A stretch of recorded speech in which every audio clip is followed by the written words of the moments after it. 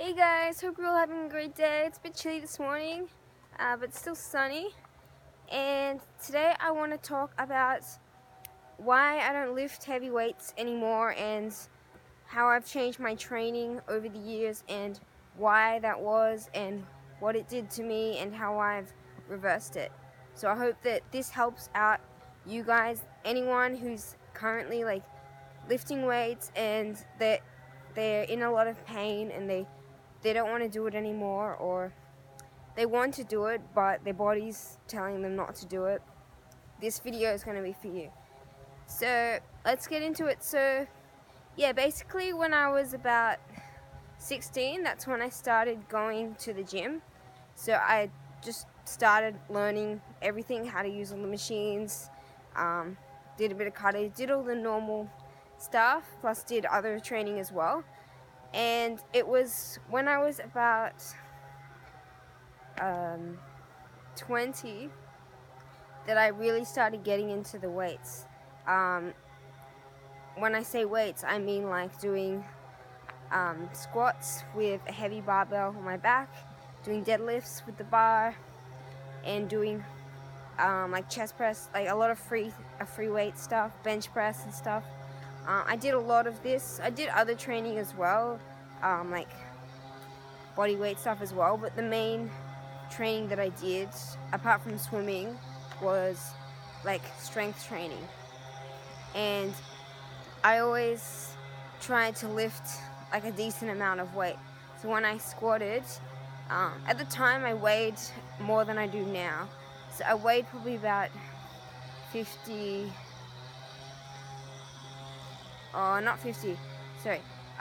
45, 47 kilos, around there.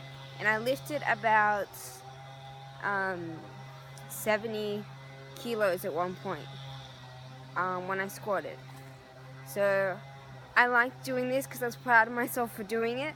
So I think that's why a lot of us do that kind of training, get into strength training. It's a big trend. You see everyone doing it at the gym and it looks cool. And you feel good when you do it because you feel strong, you feel like you can do something really good. And that's all fine. But when it comes to a point that you're doing that to get that, like if you're getting that recognition from the exercise, I think it's important to think about why you're doing it a bit more. Because a lot of the times it's about vanity.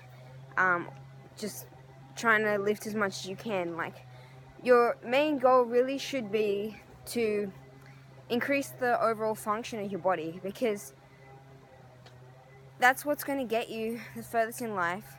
Like, now all I want is just a great functional body that is really strong, really fit, really flexible, can do heaps of stuff, so I can do anything. And I do a lot more things than I used to do. Even though I don't lift heavy weights, but I get way more enjoyment out of exercise from learning new skills and doing different things like gymnastics and doing animal flow and calisthenics, and I have no desire to lift weights anymore because I just find that boring. So I'm just letting you guys know this, so you can have a think about that if you're currently doing a lot of strength training. That's the emotional side of it. Physical side of it is that it was causing me a lot of pain when I was doing this. So I didn't realize the pain. Like, it wasn't like a lot of pain like all the time, but it was just subtle pain. And I noticed when I squatted that my left knee went in, and this was because I was tight in the hip flexor on the left. So that was quite imbalanced. I was quite tight in the left, I was tight in the hamstrings. I was also tight in the front of the shoulders as well from doing bench press. So if you are doing strength training or anything, it's important to balance. Make sure you're balancing out your training with your front of your body and your back of your body, and your legs, rather than focusing on a specific type of body part to build that up because you want to look good. Like, if that's your main goal, basically you're going against nature because you're trying to build up your body in a way that it's not supposed to be. Your body, like, should be symmetrical. Like, you don't see many people with like a perfect body, and it's not about having a perfect body, but you want to be able to use it well and efficiently and feel good in it. And to have that, your body should be reasonably symmetrical and without pain, because we're not supposed to be in physical pain. And if you're training should tire you and like challenge you, but it shouldn't be exhausting either. So if you're putting yourself through massive exhaustion, that means you're training too hard, or you're doing something too heavy, or you're doing something wrong, because you don't need to put yourself through that pain to get anywhere. It's actually going to pull you back, which is what it did for me. But at the time, I didn't realize this. I was young, I was naive, I wanted to be stronger. So I don't regret any of this. I learned from it. I did get heaps stronger. I did build up the discipline mentally of training, so there's always benefits when you do things wrong as well. Training does build up that discipline, but I've always been like pretty disciplined with exercise in some form. So yeah, basically I used to train like 5 days a week, and I'd swim on my off days, and yeah, I would rarely have a day off. Like I'd occasionally have a day off on the weekend, but I would do that, and I would do like heavy weights every time. I'd do different body parts, but I'd do heavy weights every time. And yeah, I wasn't paying attention to how I felt, so this caused me, like, my hip flexor to get tight, and my butt was weak and my core was weak. Even though I did some core exercises, I didn't realize that my core was weak, because if anything is imbalanced in your body, it means your core will be weak, because your core is the center, basically holding everything together. So if your core is weak, then that's going to cause imbalances in the hips. Also, my butt was weak, so that put pressure on my back, my lower back, and like I said, my shoulders were a bit rounded, because I spent more time working the front of my body and the back of my body. So this is what I did wrong, and this caused a bit of pain in the shoulders, and my mobility in the shoulders was decreased a bit, and my hips were tight, so that made it sore, and my hamstrings were tight, so it wasn't as flexible. So like, as I learned all this stuff about movement training from my boss and my mentor where I used to work, I slowly got into this type of training. Like, when I first started, I didn't really like it, because it doesn't look as exciting, or it doesn't look as hard. It looks really easy. So for that reason, I didn't really want to do it that much. I wanted to stick with what I knew, which was strength training. But then eventually I learned more and more, and I started doing more and more of that, and then I just eventually let go of strength training completely and just did movement training, and I've been doing it ever since, and plus other things like I've said in my other videos. But I don't ever do any kind of strength training now, really, because I don't see any point, to be honest. I am stronger from just training my body weight. You don't need to lift any weights to be strong at all.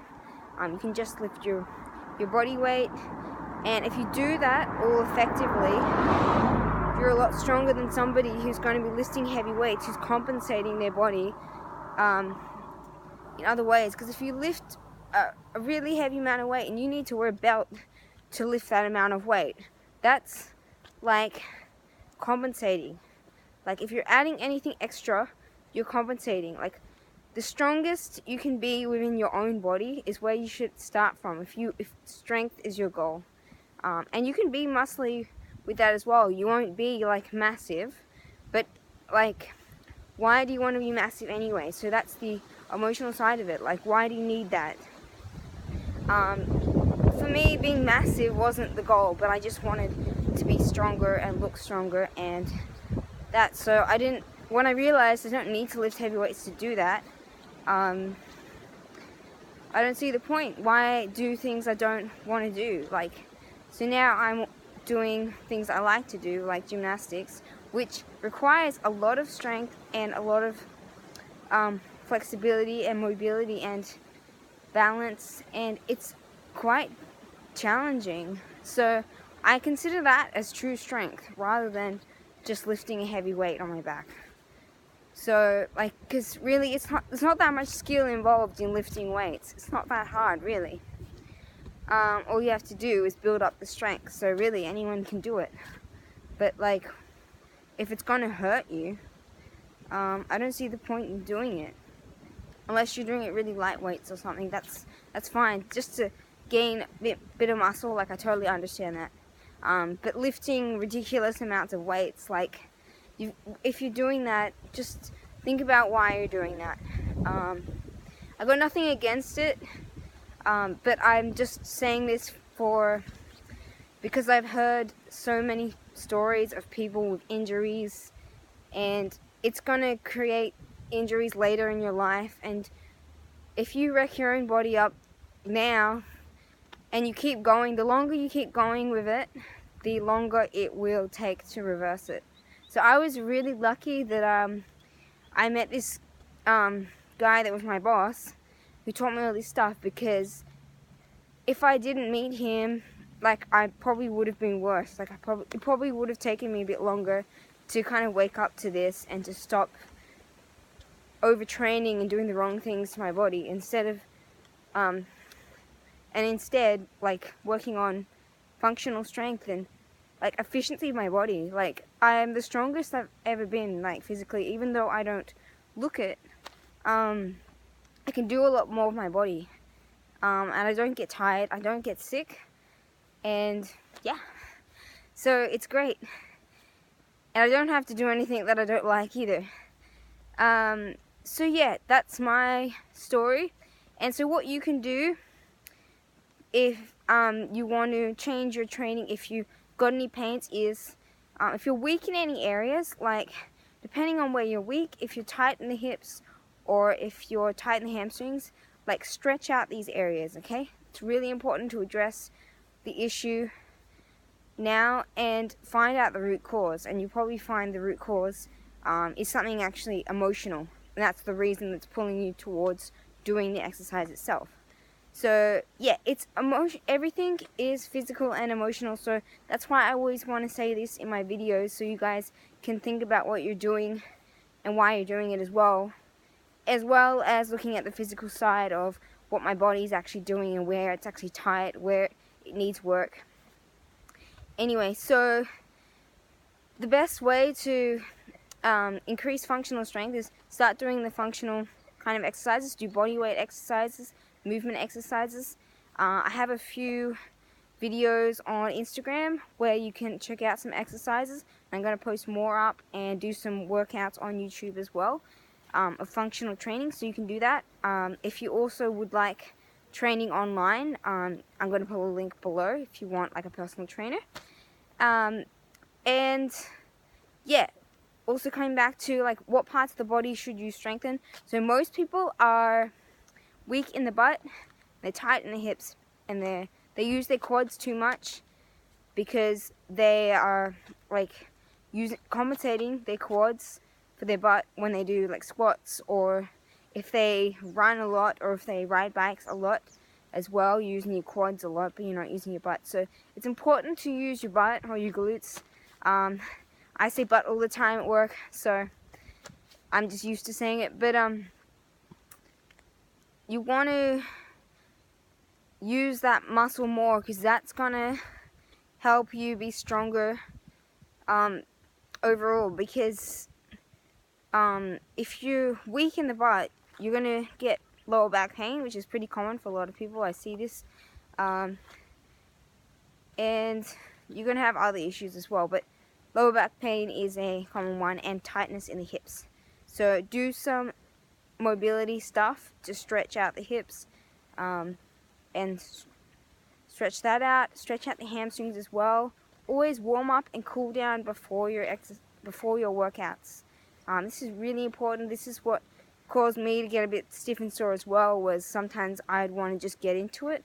I would warm up, but I wouldn't warm up for long enough or do the right things, and I wouldn't stretch either for long enough, or I wouldn't stretch at all. Sometimes I would go home and because I'm hungry, and I would say that I'm going to stretch, but I didn't.